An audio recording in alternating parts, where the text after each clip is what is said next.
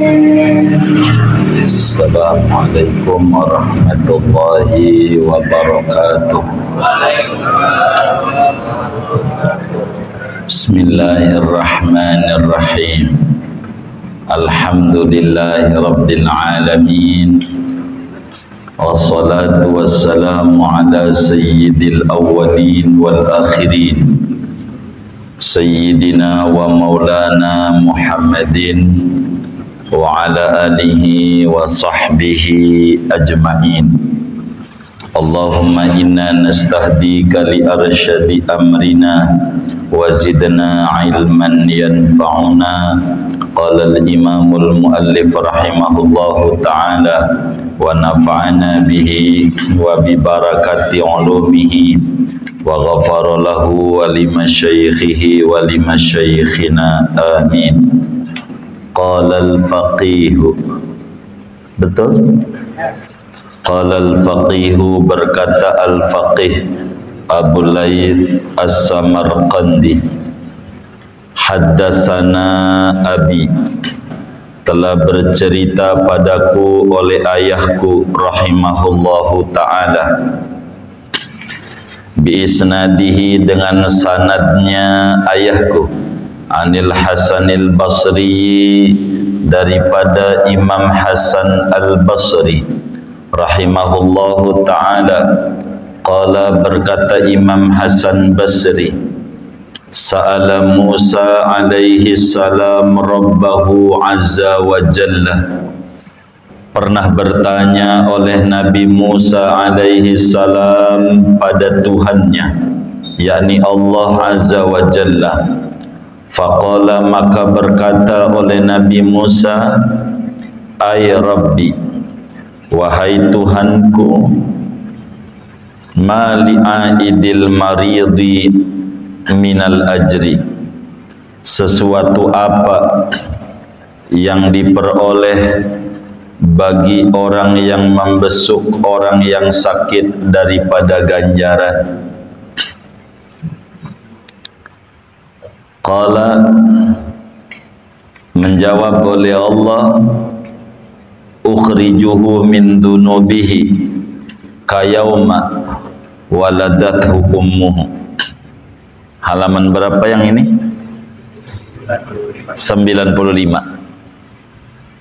95 baris 11 dari atas. 95. Ukhrijuhu min dunubihi, aku akan mengeluarkan akan dia, orang yang besuk orang sakit, dari dosa-dosanya, kayauma waladathu ummuhu, seperti hari melahirkan akan dia oleh ibunya. Qala, berkata Nabi Musa, ay Rabbi, wahai Tuhanku, fama limusyayyi'il mauta minal ajri, maka apa bagi orang yang mengiring orang-orang mati, yakni jenazah, minal ajri, daripada ganjarannya. Qala, Allah jawab, ab'asu inda mautihi malaikatan, aku akan mengirimkan ketika matinya dia akan para malaikat, yusayyi'unahu, yang mengiring, menghantar oleh para malaikat akan dia, ila qabrihi, ke kuburnya, birayatin, dengan membawa beberapa bendera, summa ilal mahsyar, kemudian ke padang mahsyar. Qala, berkata Nabi Musa, ay Rabbi, wahai Tuhanku, ma li mu'azziz sakla minal ajri, apa bagi orang yang menghibur orang berduka daripada ganjaran.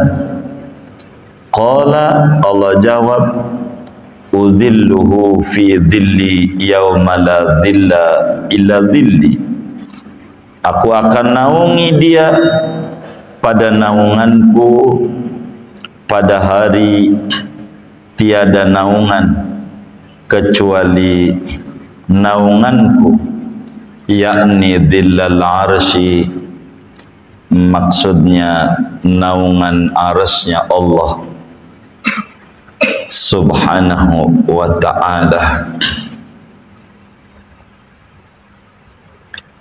Warwa Aban bin Salihin an Umairin, dan telah meriwayatkan oleh Aban bin Saleh dari Umair, an Anas bin Malik, dari Sayyidina Anas bin Malik radhiyallahu anhu, anin Nabi, daripada baginda Nabi sallallahu alaihi wasallam, annahu qala, bahwasanya Nabi yaitu bersabda oleh Nabi, ma tajarra'a abdun qattu jar'ataini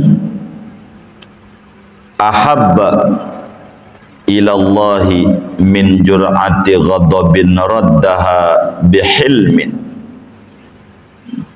Tidaklah meneguk oleh seorang hamba qattu sama sekali akan dua tegukan yang lebih dicintai kepada Allah ketimbang daripada tegukan marah yang ia menolak akan tegukan itu dengan kesabaran.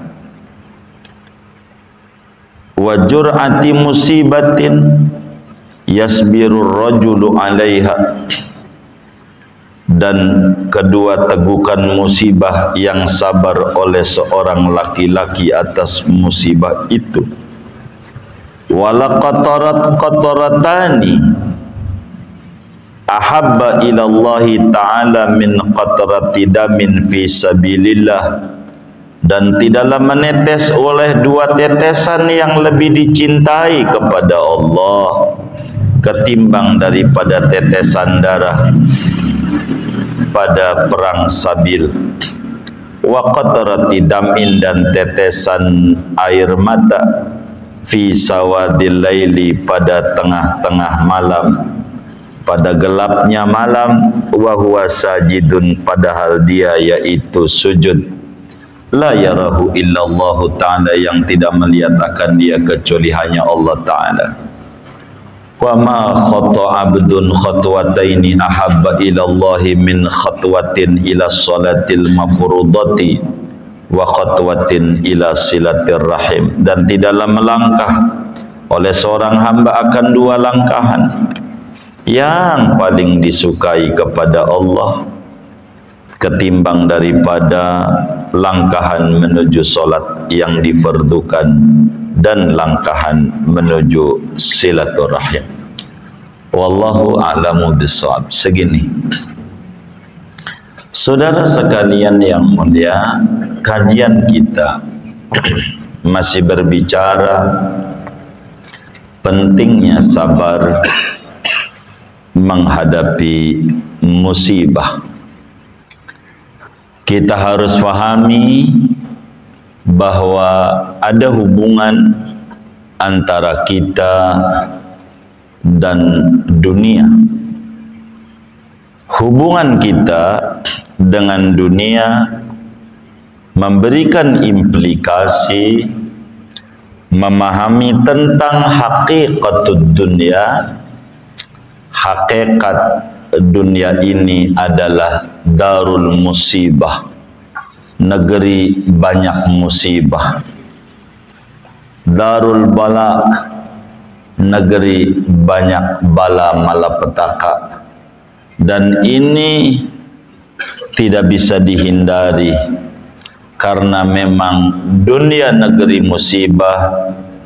Sebelum kita lahir juga begitu, sampai kita ada juga begitu, sampai kita masuk tanah kusir, tetap saja dunia ini namanya negeri musibah. Negeri musibah, karena memang sudah menjadi karakter dunia bahwa dunia adalah negeri musibah. Bila memahami ini, bila kita mendapatkan musibah, secara jujur tidak aneh memang karena kita ada di negeri penuh musibah. Begitu. Yang aneh itu bila kita senang terus, nggak ngalamin susah sama sekali. Ini aneh. Begitu, karena ini bukan negeri surga yang isinya senang terus, tidak ada susah. Maka oleh karena watak manusia memiliki watak lemah, gusar, tergesa-gesa, hadirnya Rasul, hadirnya Nabi Muhammad sallallahu alaihi wasallam di tengah-tengah kita memberikan gambaran bagaimana cara menghadapi musibah, apa yang harus dilakukan oleh seorang manusia bila dia terkena musibah pada hartanya, pada dirinya, pada keluarganya, pada anaknya, pada partainya,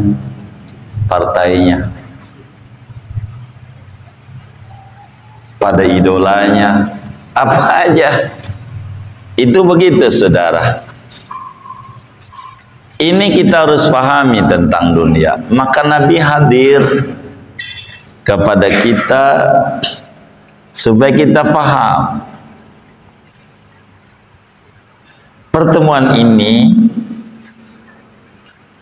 akan diterangkan tentang manfaat akhirat daripada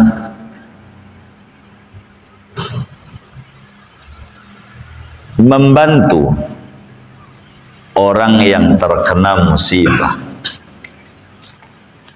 Bila ada orang terkena musibah, apa yang harus kita lakukan? Hak muslim kepada muslim yang lain, kewajiban muslim kepada muslim yang lain banyak. Di antaranya, bila sakit, kita membesuk. Bila meninggal, kita takziah.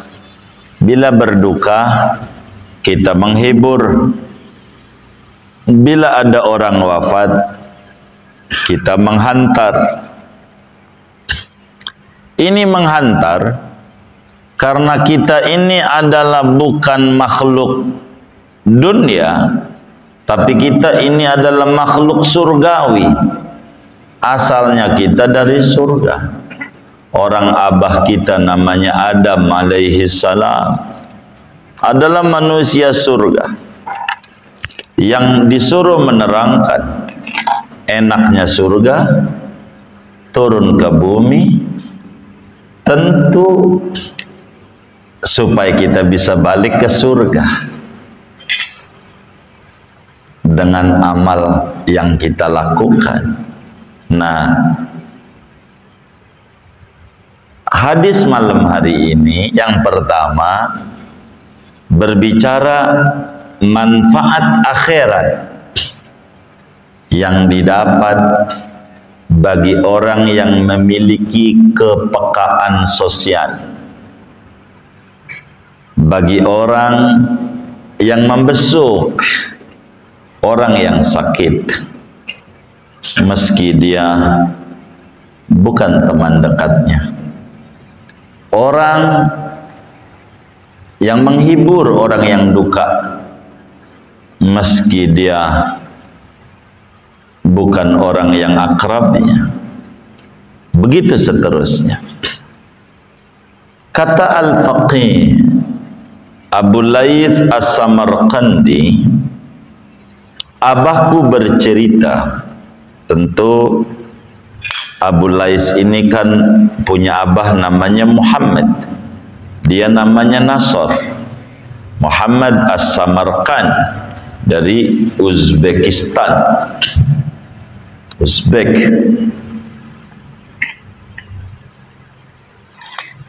Kata Abu Laith, abahku bercerita dengan sanadnya Abah, ceritanya dari si fulan demi fulan, fulan demi fulan. Abahnya punya kitab, punya sanad, lihat aja sanadnya di sanad Abah saya gitu, yang berujung kepada tabi'in besar Imam Hasan Basri, yang sudah kita terangkan pertemuan-pertemuan sebelumnya. Di antaranya punya guru lebih dari 70 orang sahabat Nabi Muhammad.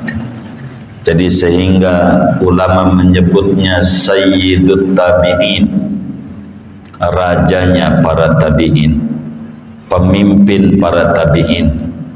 Sebab ngalamin banyak sahabat, guru yang pangkatnya sahabat banyak, apatah lagi yang pangkatnya tabi'in sesama dia. Imam Hasan Basri bercerita, Imam Hasan Basri, tentang dialog Nabi Musa alaihi salam dengan Allah. Musa ibni Imran, seorang nabi daripada Nabi Bani Israel yang diberikan wahyu, di antaranya kitab suci Taurat, dan diberikan suhuf. Inna fi dzalika lafis suhufil ula, inna hadza lafis suhufil ula, suhufi Ibrahim wa Musa. Begitu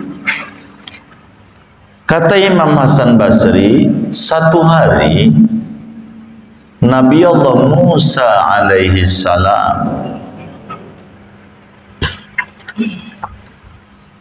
pernah bertanya kepada Allah Subhanahu wa ta'ala. Di antara yang Nabi Musa tanya, minta petunjuk kepada Allah,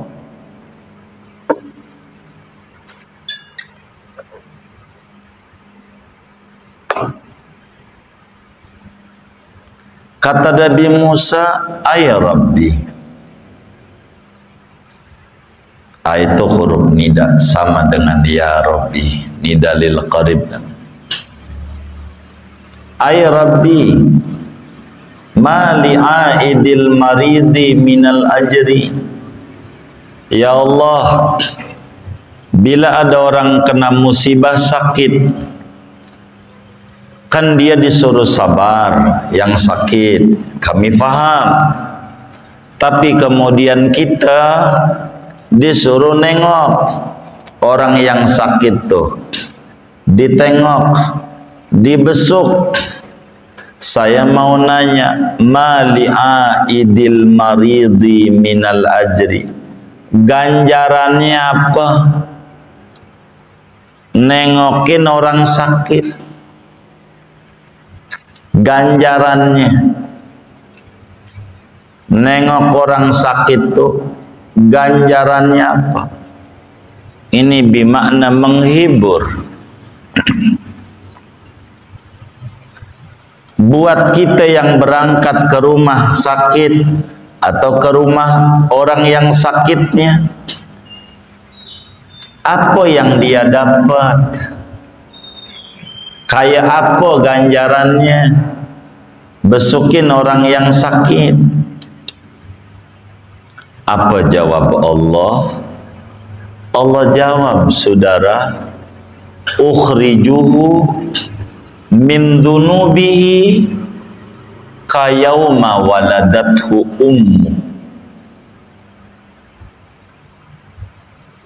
Kata Allah, Musa, orang yang besuk orang sakit tuh setelah pulang dari besuknya, dosanya rontok habis. Kayauma waladathu ummu, seperti waktu lahir dari rahim ibunya. Ketika bayi lahir dari rahim ibu, maka bayi itu suci. Maka Nabi sampaikan, kullu mauludin yuladu alal fitrah. tiap-tiap bayi yang lahir terlahir di atas fitrah, kesucian. Tidak ada dosa yang dia bawa. Ketika dia keluar daripada rahim ibunya, kagak ada dosa. Bayi itu ndak punya dosa barang dikit. Maka begitu orang sakit keluar dari rumah sakit atau keluar dari rumah pasien yang dia besuk karena sakitnya dirawat di rumah, dengan keluar itu dosanya berguguran, rontok kayak bayi baru lahir, bas habis. Itu ganjaran orang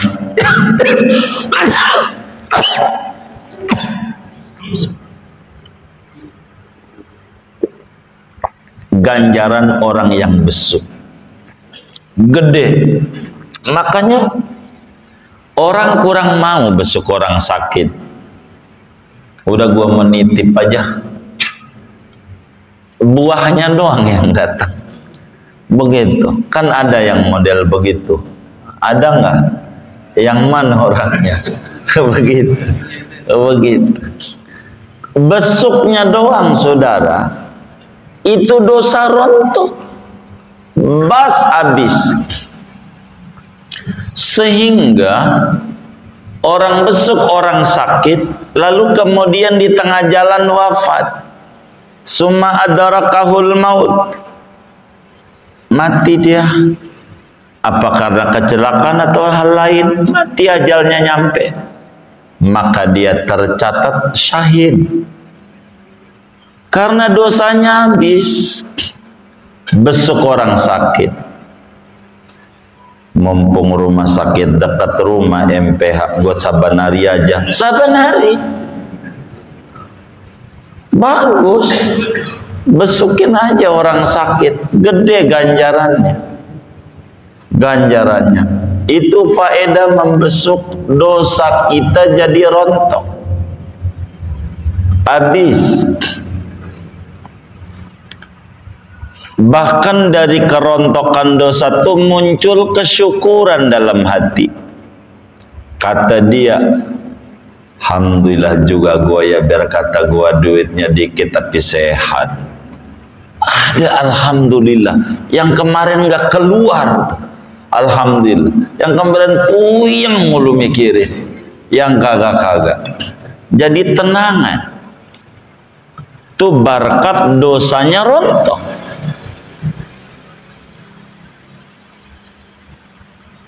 Begitu keuntungan yang didapat oleh orang yang besuk orang yang sakit, gede ganjarannya. Bilalah kita adalah waktu luang, ada kabar teman kita kurang sehat, datang. Tapi tentu di samping ganjaran ini ada adab. Ada adab yang harus dijalankan oleh aidil marid. Orang yang besuk orang sakit itu ada adabnya. Adabnya. Di antaranya jangan bercerita penyakit. Temennya kayak yang sakit, jangan. Cerita yang enak aja. Kalau teman kita masih demen mancing, ayo dong bang deh mancing, gila lu gue sakit, sembuh makanya itu. Ini ya Allah betok banyak banget, betok di tuk naga, ya Allah banyak, lebih bagus ini. Biar semangat. Begitu. Harus ada adab. Jangan bercerita penyakit. Apalagi yang mengerikan. Abang ini enggak saya temuin di Nurul Anwar, pas nanya masuk rumah sakit, maafin saya baru tahu. Sakit apa Pak? Ini pinggang saya ini yang kiri ini, aduh melintir banget sakit. Yang mana? Yang kiri.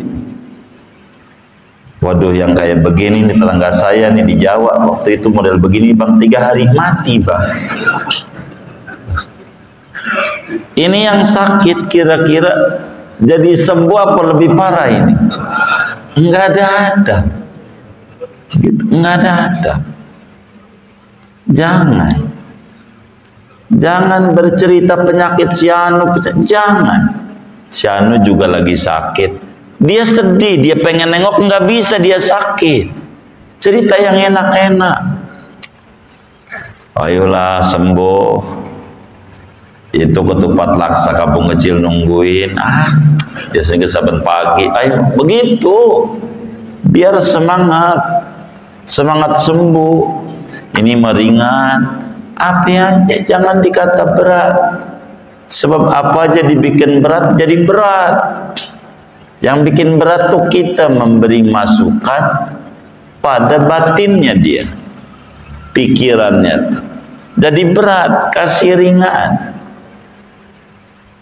Jangan kita dongeng penyakit. Si Anu juga sama tuh bang, sakit.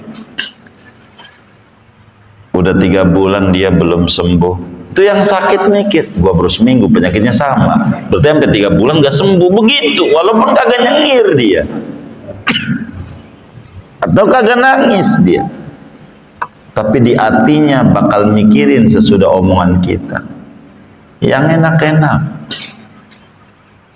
Jangan yang kagak enak. Jangan.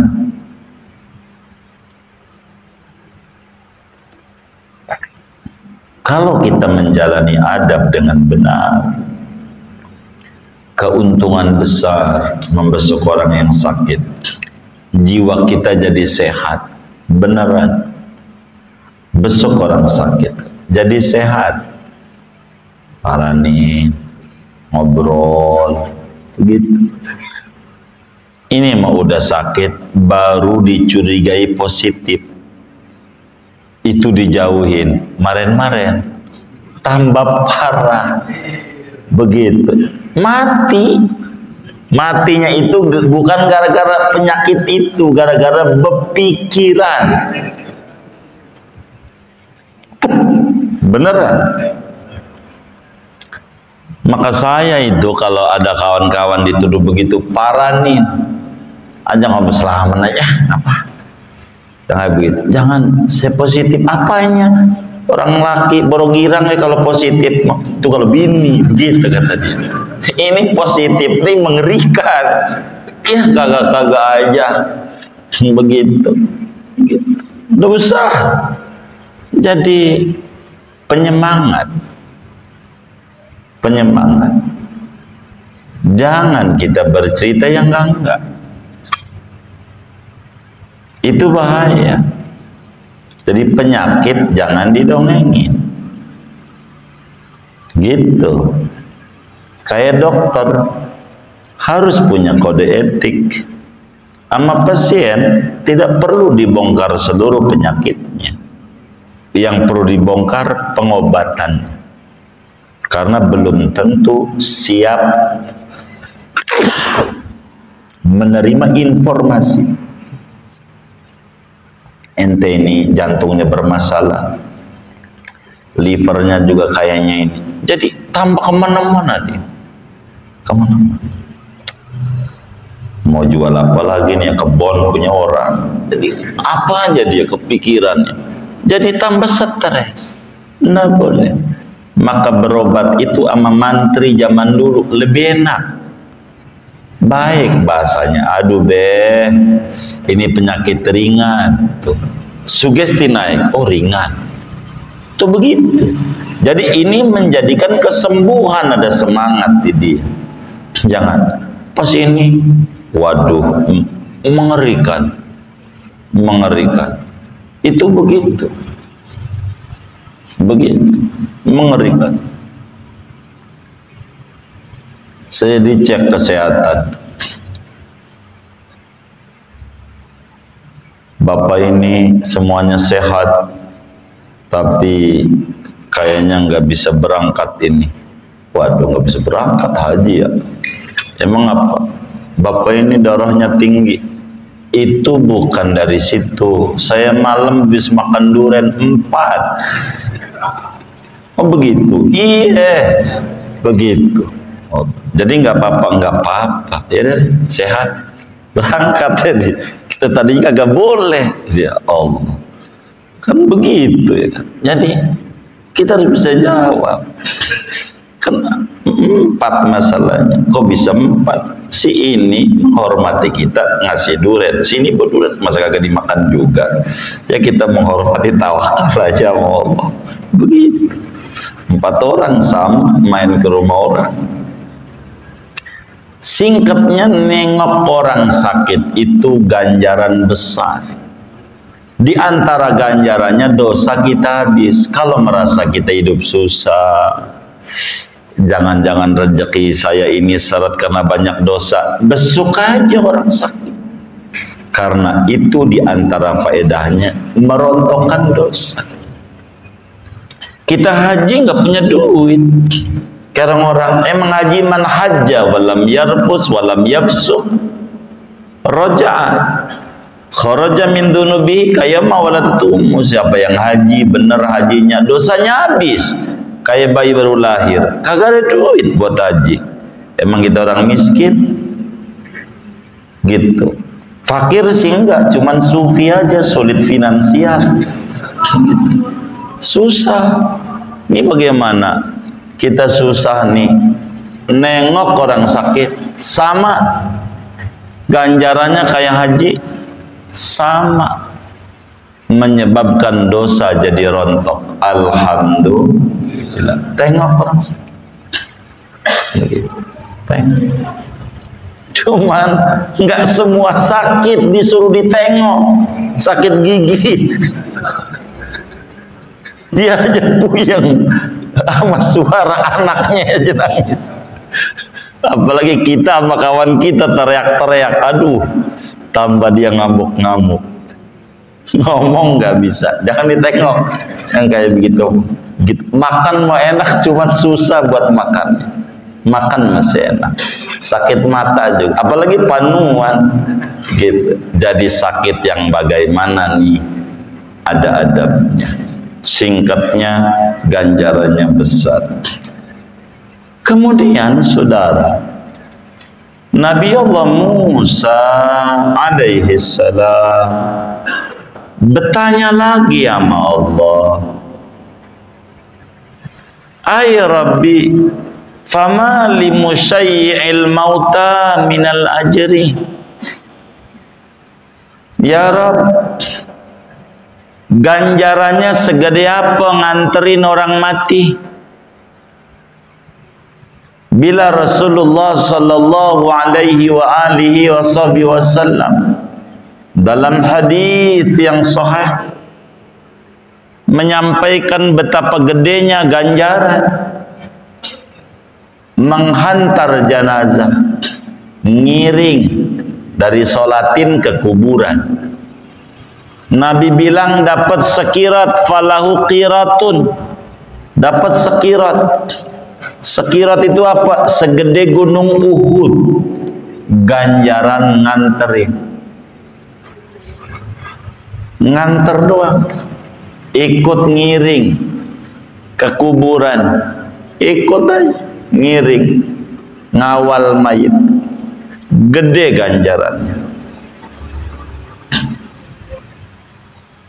Maka Nabi Musa jauh sebelum Rasulullah sallallahu alaihi wasallam bertanya kepada Allah,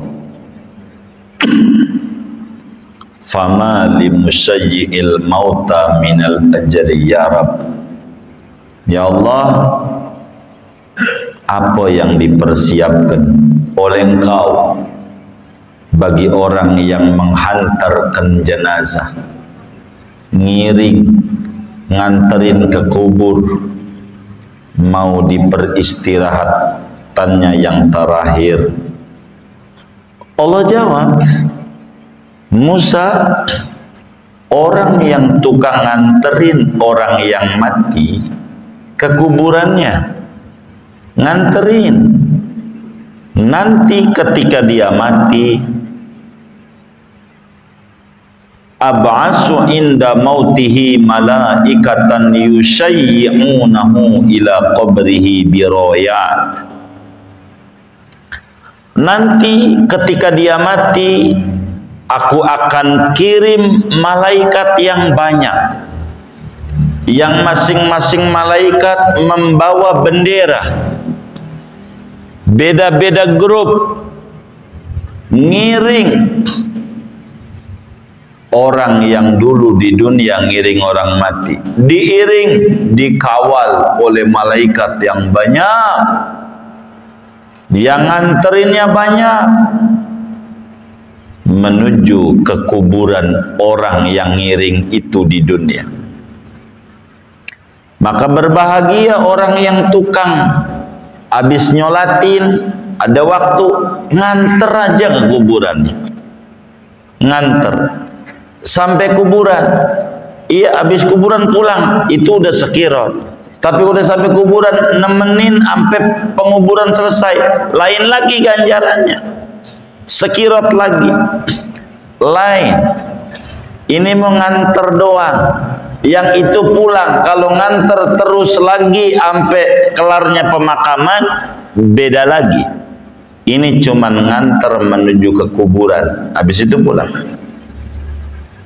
Ganjarannya nanti waktu kita wafat, kalau kita hidupnya demen nganterin orang yang mati, nanti kita wafat banyak yang ngiring jenazah kita. Yang kayaknya orang kelihatannya tuh orang penuh banget, belum tentu orang. Itu malaikat yang berwujud orang dengan berbeda-beda pakaian.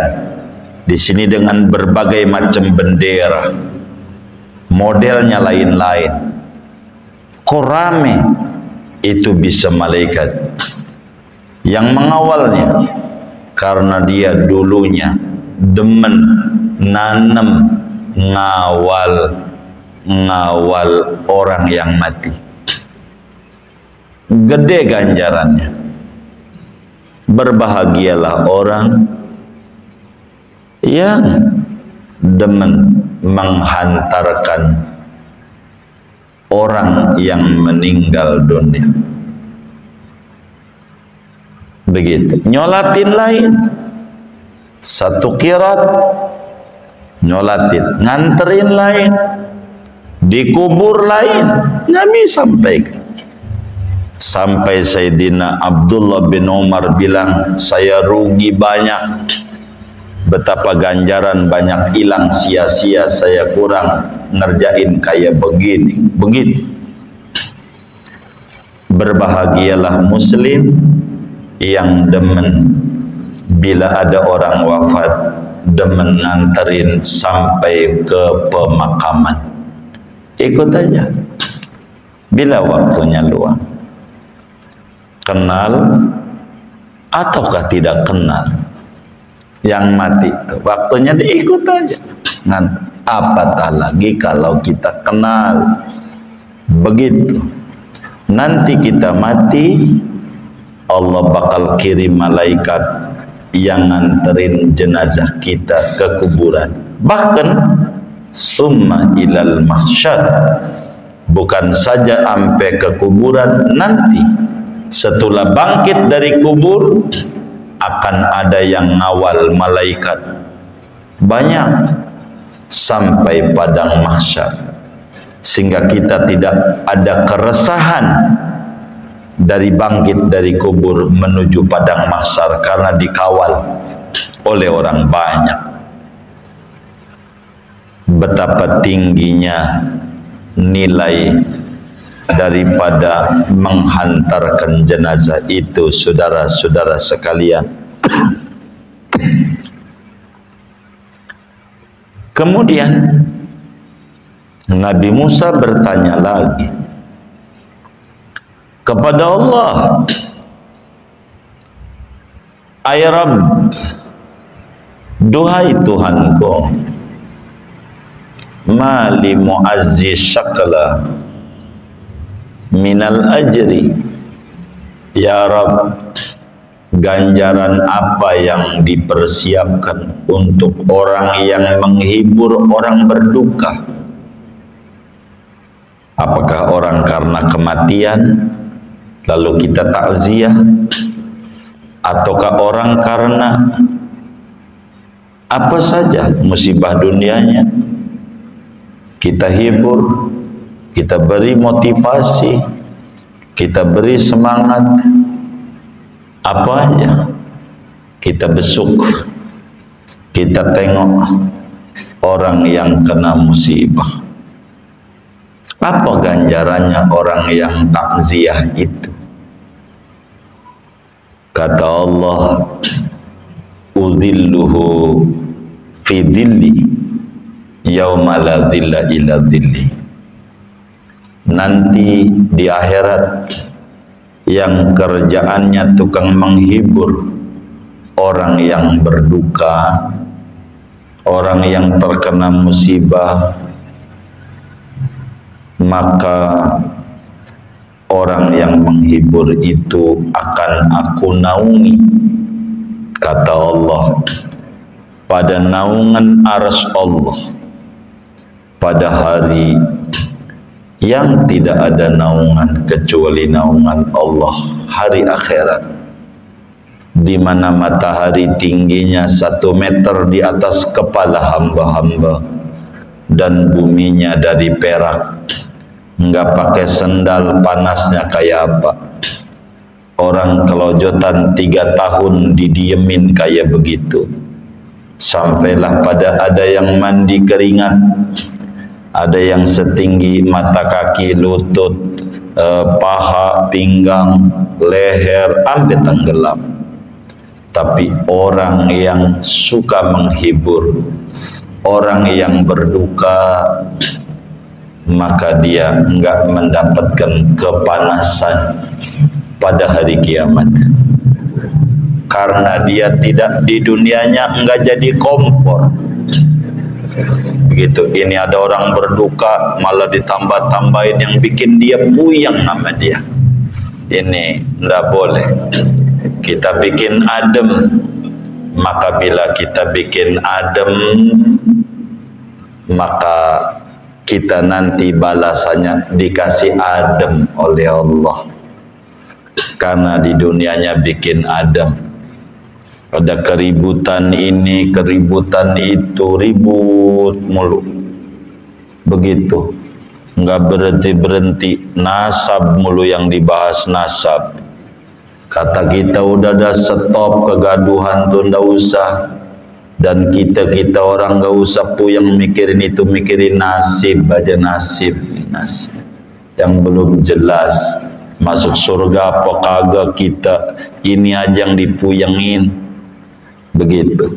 Jadi biar adem, jangan dikompor-komporin lagi jadi puyeng begitu. Maka kalau orang tukang menghibur nanti karena bikin adem di akhirat, hal jazaul ihsan illal ihsan, kebaikan dibalas kebaikan. Ngademin orang berduka yang tadinya dia menjadi nestapa dan stres, dengan diademin, maka dia nanti di akhirat akan diberi adem oleh Allah, diberi keteduhan oleh Allah dengan naungan arsy-Nya Allah, di mana tidak ada naungan di saat itu kecuali hanya naungan Allah, naungan arsy-Nya Allah. Berbahagialah orang yang menghibur orang lain yang sedang bersedih. Beruntung orang yang bisa memberikan solusi yang baik dalam setiap problem orang lain dengan solusi-solusi yang baik, biar ada. Begitu. Hadis berikutnya, saudara, dari Sayyidina Anas bin Malik radhiyallahu ta'ala anhu. Kata Sayyidina Anas, Rasulullah sallallahu alaihi wasallam bersabda,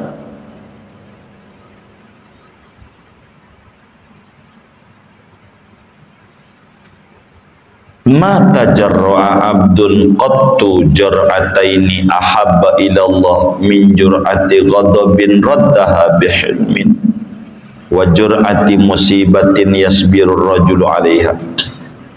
Tidaklah meneguk pel pahit, haus, dua hal. Tegukan ini didemenin nama Allah. Nelen ludah ini didemenin nama Allah.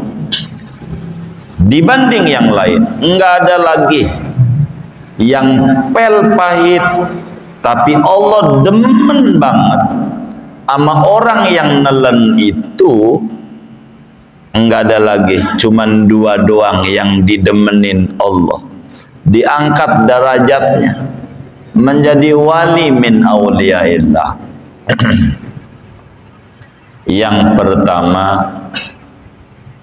menelan pel pahit amarah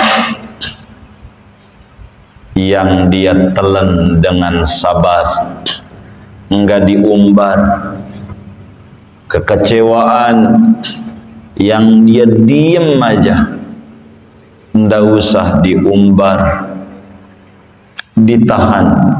Bisa sih marah, kekuatan juga ada, bisa dikerahin semua kekuatan, tapi enggak, ditahan aja, ditahan. Itu Allah yang kayak begitu tuh paling demen, paling demen orang yang kayak begitu. Mau marah, ditahan, enggak ada faedahnya. Gelas sudah pecah, pembantu kita mau melin, utuh juga enggak. Kira-kira utuh lagi enggak kalau habis diomelin? Enggak. Malah dengan marah apa jadi kata, lu tahu enggak, Pak? Ini belinya dari Singapura, sama gaji lo mahalan ini. Begitu kata dia. Kan menghina lagi. Yang kayak begini, tahan aja, tahan. Begitu. Itu Allah demen. Enggak diomelin juga dia udah berasa. Tapi kalau diomelin menjadi-jadi dia lebih menghargai gelas dibanding dia kerja sebulan. Gelas kata dia lebih mahal, belinya di luar negeri. Begitu kata dia. Tahan aja. Kalau mau marah, tahan. Begitu. Itu lebih didemenin sama Allah. Demenin, biarin aja. Waktu yang menjawab. Begitu aja. Biarin aja. Udah, ntar tiba waktunya dijelasin. Itulah anak-anak SMA. Dia paham lagi ujian, maka dia diem aja, nggak berisik. Pas udah pengumuman lulus, coret-coret pakai pilok, jingkrak-jingkrakan. Itu maknanya udah lulus. Waktu ujian nggak begitu, karena dia paham. Begitu marah ujian, ditahan, ntar udah beres, terangin. Begitu. Ini Allah demen orang kaya begini, demen, demen. Ada bini di hadis Nabi, di Qudul Ujen ada bini diajak tidur sama lakinya, enggak mau. Kata bininya, capek bang. Begitu. Kata lakinya, gedek. Kata lakinya, lu kagak tahu Kalau laki gedek lu dilaknat sama malaikat ampe subuh dilaknat. Kata tuh laki, biarin dilaknat tuh begitu, dilaknat nggak apa-apa, ini namanya salah, nggak didemenin yang model begini. Tuh bini waktu digedekin dia malam itu mati, bini belum subuh, maka kira-kira masuk surga masuk neraka? Hah? Tuh bini masuk surga masuk neraka kira-kira? Aduh, ini kedengeran nggak sih ya? Ada bini diajak tidur sama lakinya nggak mau, kata Nabi tuh bini dilaknat oleh Allah oleh malaikat sampai subuh. Maka kemudian ada orang ngajak tidur bini, nggak mau bininya karena capek, lakinya gedek. Kira-kira bini itu dilaknat enggak? Dilaknat enggak? Sebelum subuh mati tuh bini, kira-kira masuk surga masuk neraka? Masuk surga masuk neraka? Halo, ini bisa jawab gak ini? Masuk surga masuk neraka? Ini ditanya dulu. Nabi ini hadisnya, saudaranya memahami aja. Kira-kira tuh bini itu masuk surga masuk neraka? Dari mana?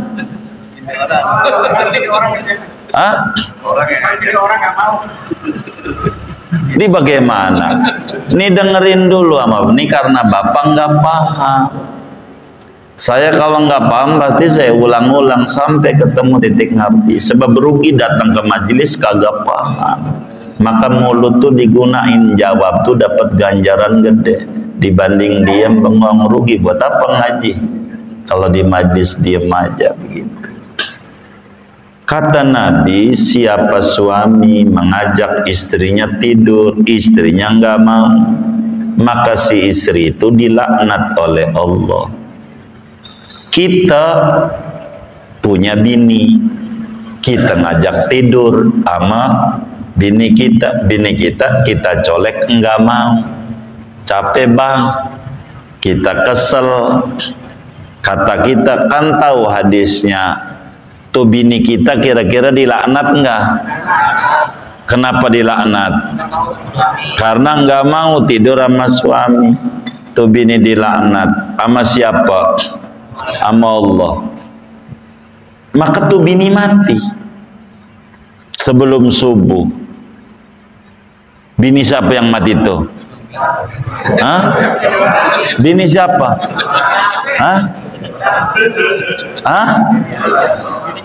Bini kita yang kita ajak tidur. Kok yang diajak tidur siapa? Yang bininya siapa?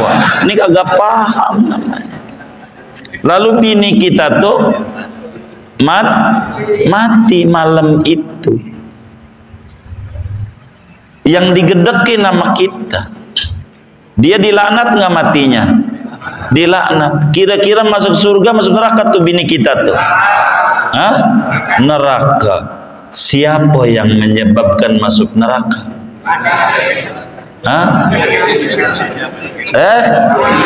Siapa suaminya? Ya kita. Berarti kita tuh orang bagus, orang buruk. Buruk. Udah capek ya udah. Begitu. Ini paham apa kagak? Begitu. Biarin aja. Lu digedekin sama adu pantat sama bininya. Mati bininya. Masuk surga masuk neraka? Siapa yang menjadi masuk neraka? Lakinya. Lakinya siapa? Laki kita. Begitu. Maka tidak ada pel pahit yang paling didemeni nama Allah selain menahan gedek, bagus, tahan aja, enggak usah, dengan sabar.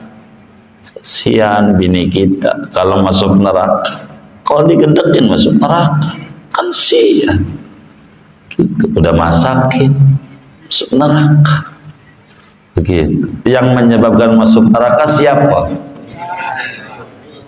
Suaminya tuh siapa? Lah kita. Bukan orang baik kayaknya suami begitu. Suami yang menyebabkan istrinya masuk neraka, suami baik, suami kagak. Udah apa begitu.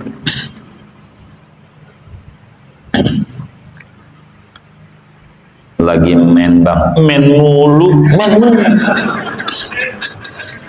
Saya curiga main nyengir nih, begitu. Bahkan itu ente nggak usah jawab main mulu, singkap aja, kan bini ente, begitu. Daripada ente diam aja.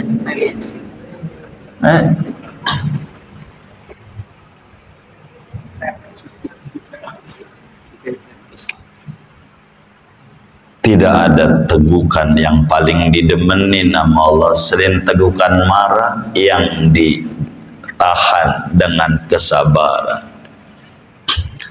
Sabar aja, lagi sabar, nggak apa-apa.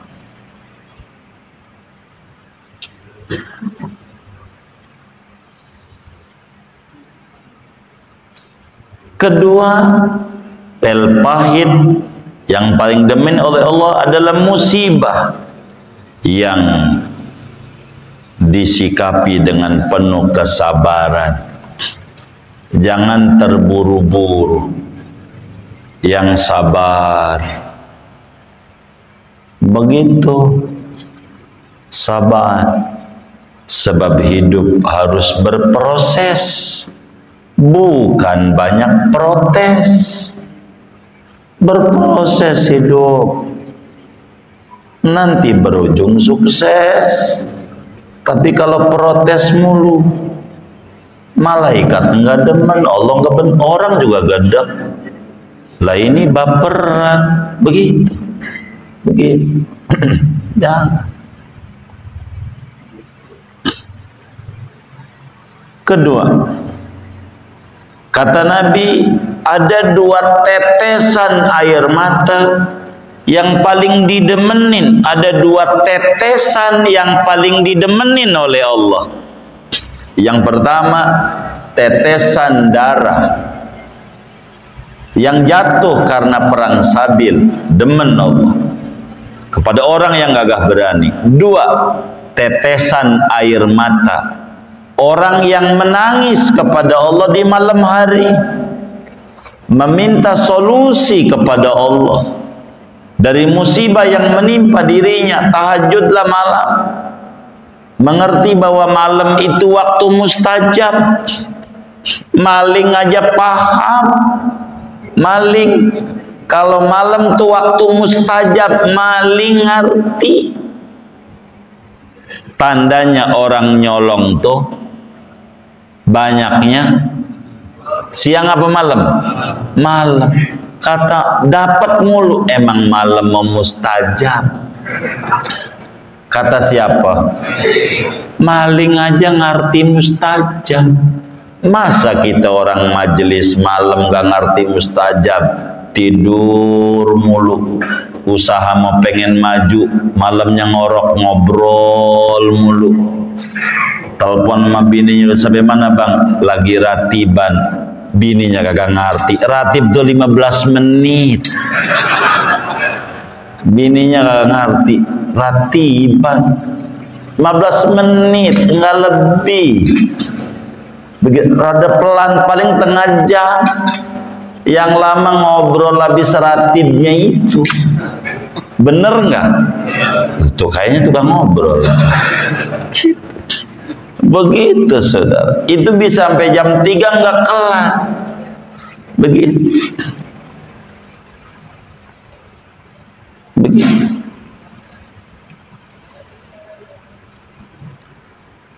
Maka orang yang malam menangisi, yang gak ada yang lihat kecuali Allah, tangisan itu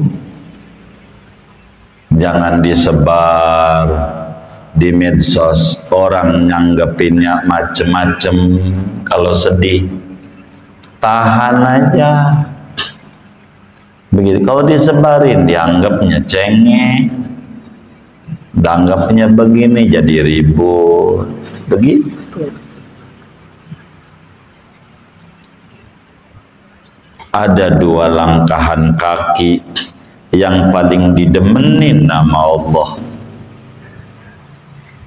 Tidak ada langkahan yang paling didemenin melebihi ini. Yang pertama, melangkah menuju ibadah, salat 5 waktu. Dan yang kedua, langkahan kaki menuju silaturahim. Ini yang paling didemenin sama Allah. Tapi materi hadis kita berbicara tentang menahan sabar, menahan emosi, jauh lebih didemenin nama Allah. Begitu. Dan ini judul kitab kita, pentingnya sabar menghadapi musibah. Mudah-mudahan Allah beri kita kekuatan iman Islam, kita mampu untuk bersabar dalam menghadapi musibah-musibah yang menimpa kepada diri kita, juga pada bangsa kita. Amin ya rabbal alamin. Segini aja ngaji kita. Ada yang ditanya mungkin?